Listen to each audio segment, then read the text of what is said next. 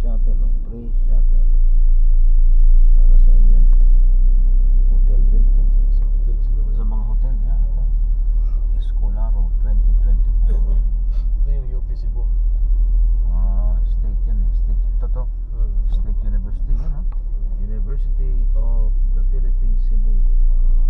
Yan, yan o. Yan ha. Nakaganon si... May, yeah. May naman nakita natin yung Cebu. May 357 to. Police to, no? Hindi. Of security. Security lang. 357 Sabi Cebu. ko sir? May 357 Cebu na yun. Tapos yan. May. Magnum yung baril niya eh. Yan ang pag tinamaan. Parang baril mo pare, ganyan ang baril niya. Ang lakas sumabog, no? Yung baril mo naman eh, grabe. Make my day eh. Oh, ito, nagkaipon-ipon sila dito oh. Punong-puno. Ito na. Paakyat din yan sa bundok. Paakyat yan. Oh, may mga dala silang yung ano, pasahero. Mag-ano yan, yung mag-hiking siguro. Hindi uwi yan sa ano, sa ilang probinsya. Sa probinsya? Tapos dito dadaan sa bundok. Mga luggage sila, ang dami, punong-puno sila.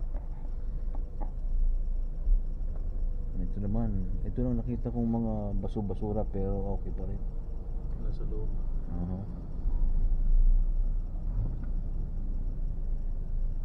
Parking anytime. No parking anytime. Yan. Matagal na yung bakante yung lupa. Bakit na yan? Walang bumibili. Sobrang mahal siguro. O ayaw pa ibenta. Yun, laki oh. Pwede lang tayuan ng hotel to. Ito, may jeep pa dito. Jeep. Yan pa. Ito, may titira pa. Maluba. Punong-puno oh. Mahirap sumakay na sa jeep pag ganyan dahil kung may angkit ka, maamoy eh. Oo. Yeah, oh, di ba nakaganyan lahat kayo? Uy, susmiyo, nakaamoy na ako ng anghit, hindi ako makahinga. Yung nag-aaral ako sa ano? Wala naman mga Indiano. Sa UE? Mga Indiano pa sa Oo, amoy Cebu. Wala, open yung lahat window. Amoy sibuyas, amoy bawang, yung mga taga Middle East. Ang banto. Parang hindi naliligo sila, no? Yeah. Yung kinakain siguro yung ano, sumisingaw yung ano. Yung hininga nila, ang banto to, yung mga Egyptian army. Yung nandun ako sa Pag bagong ligo daw, amoy melon. Pero pag hindi na, pag bandang hapon, melon amoy na daw. Ang banto to. Paano kaya pag nag-lips television, no? Yung babae siguro gumagana, don't kiss me. Eh pareho naman sila.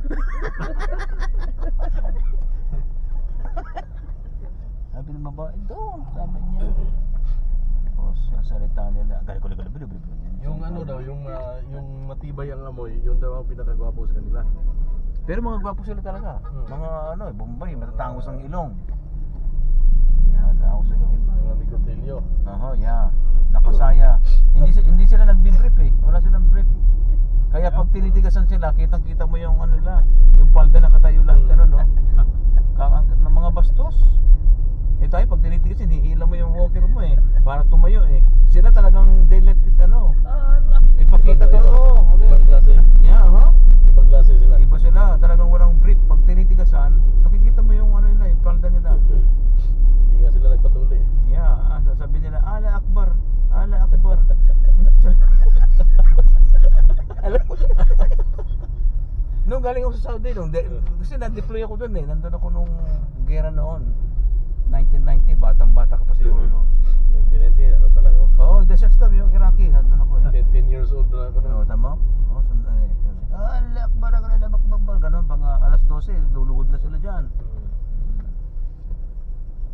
Imbis na harapin nila sa ano ba yun, sa Saddam, kami ang lumalaban sa kay Saddam. Dapat gera nila yun eh. Allah Akbar, ganun sila. Alas 6 na naman, magsisimba na naman sila. Ganun sila. Ingay-ingay. Ingay-ingay. Yung payuko-yuko sila na gano'n.